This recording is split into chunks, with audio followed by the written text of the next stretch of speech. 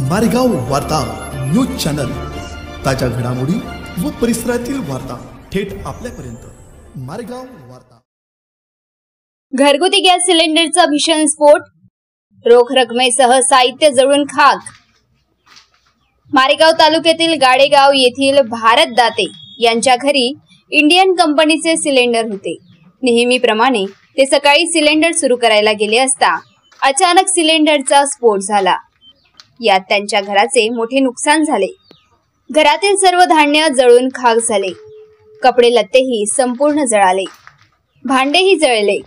तसेच घरामध्ये असलेली टीव्ही, फ्रीज फुटले। कूलर, फॅन हे सुद्धा जळून खाक झाले। घराचे छप्परही पूर्णपणे गायब झाले असून दाते यांचे मोठे नुकसान झालेले आहे। घरात सिलेंडर फुटून आग लागली तेव्हा गावातील नागरिकांनी येऊन आग विझवली। तोपर्यंत सर्व जळून खाक झाले होते।